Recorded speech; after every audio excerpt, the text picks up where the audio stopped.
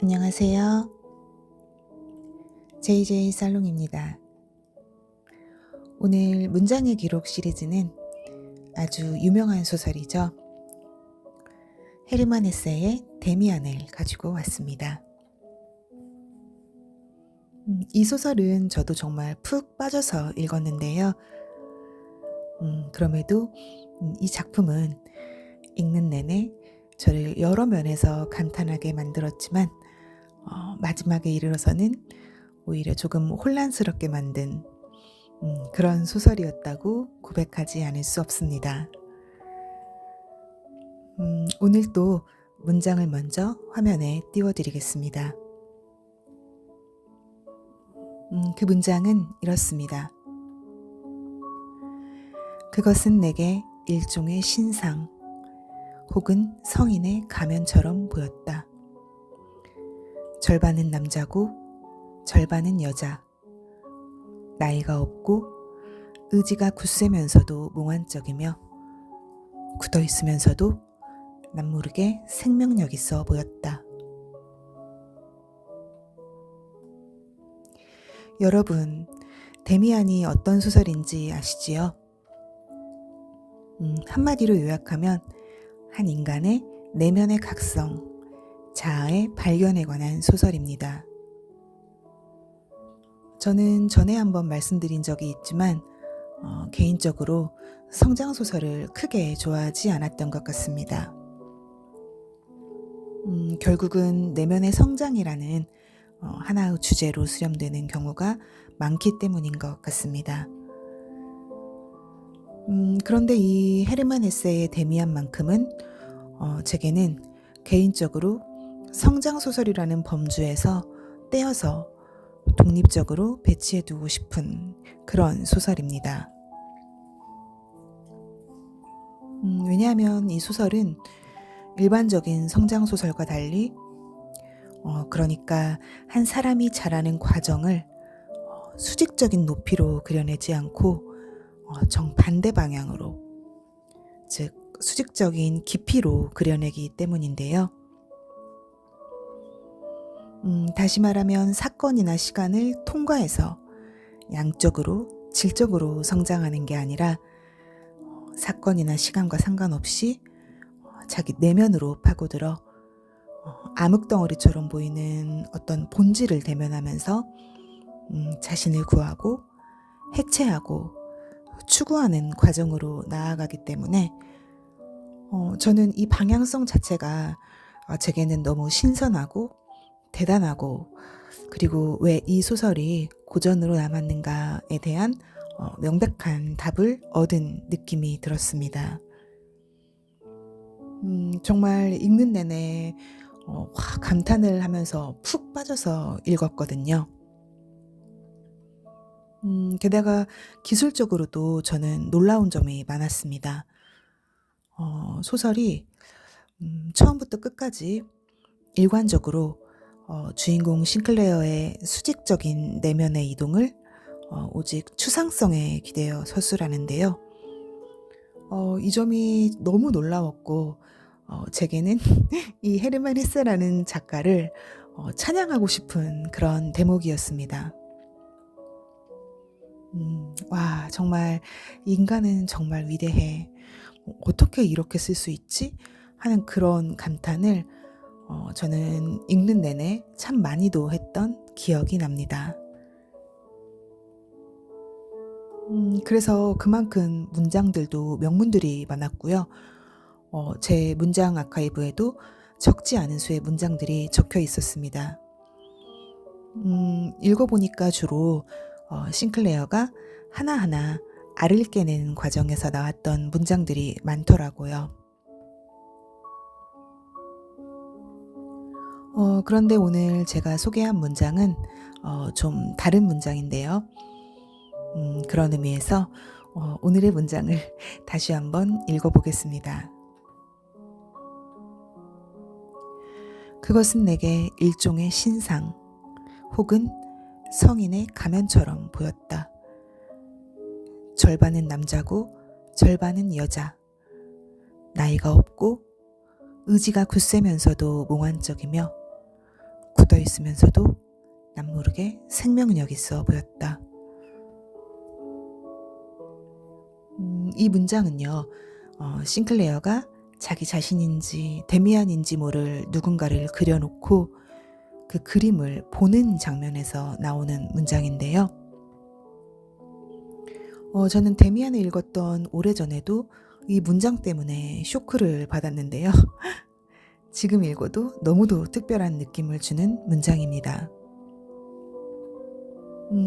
왜냐하면 이 문장은 단순히 자아를 찾아가는 문장이 아니라 자아라는 형상을 처음으로 보는 문장이거든요.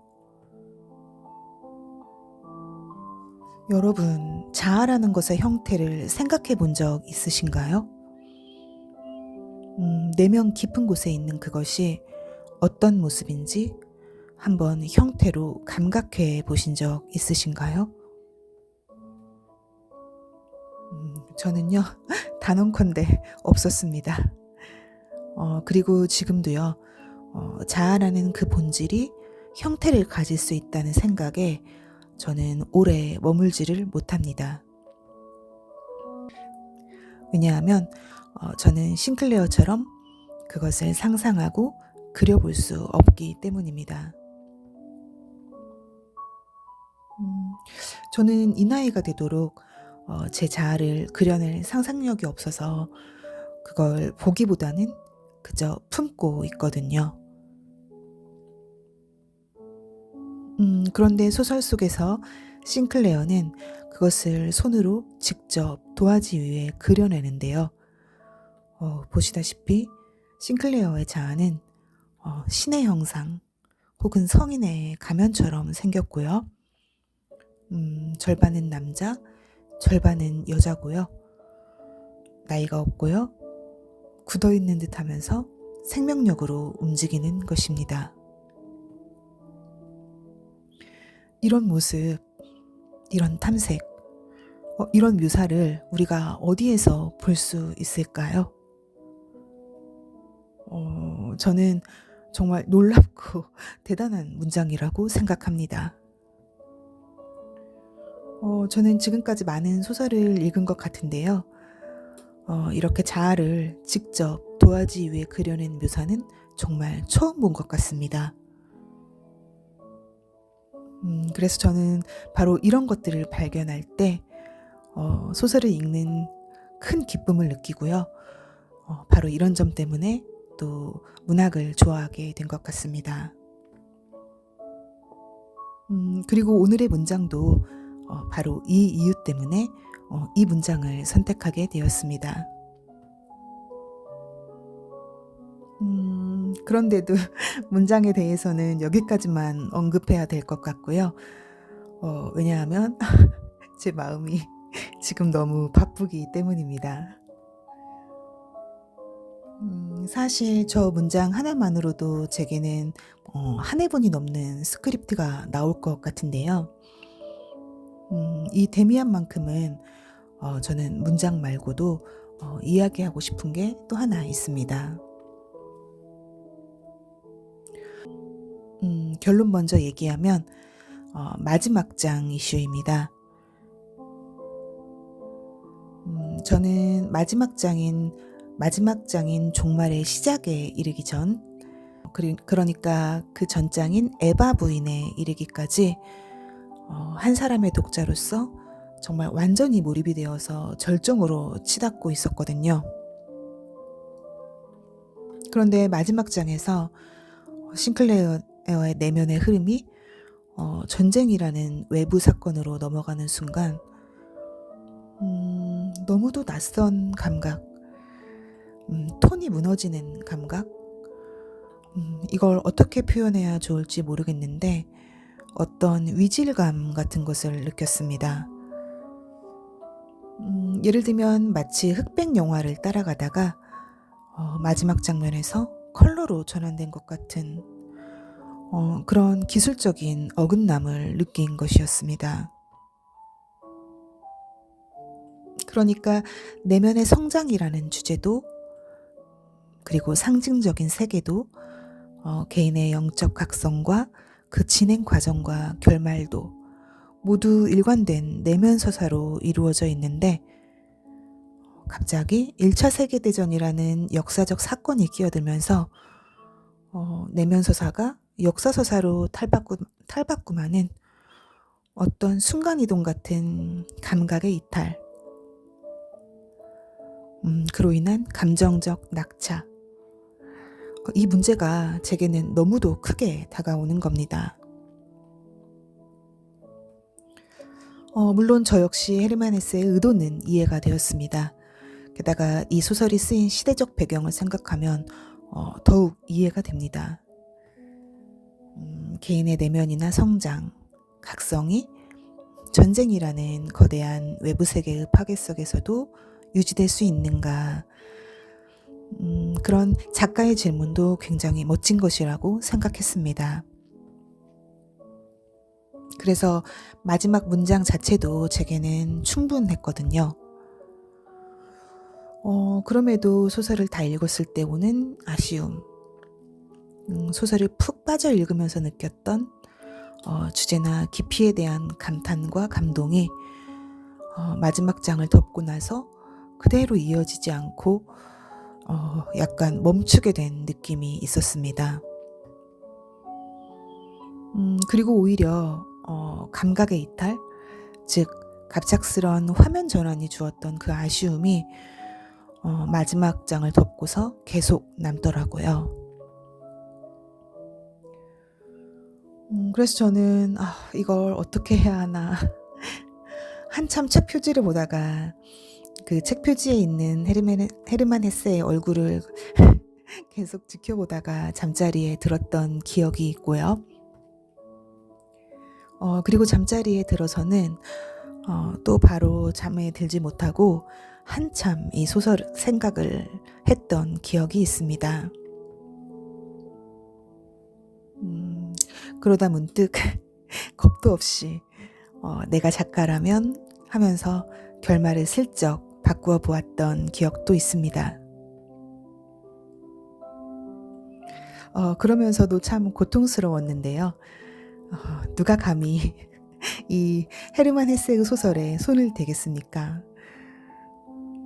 그런데도요, 제 머리, 제 생각은 자유였던지 저는 결말을 바꾸고 그리고 잠에 들었던 기억이 납니다. 사실 이쯤에서 여느 때처럼 끝인사로 오늘의 문장을 다시 한번 읽고 도망가고 싶은데요. 그래도 용기를 내어 제가 바꾸어 본 결말을 한번 말씀드려 보려고 합니다. 왜냐하면 아마 이런 것이 여러분께서 이 문장의 기록을 듣는 재미가 아닐까 하는 생각이 문득 들었거든요. 그러니까 에바 부인 이후에 연결되는 마지막 장을 저는 이렇게 그려보았습니다. 밖에서는 전운이 감돈다.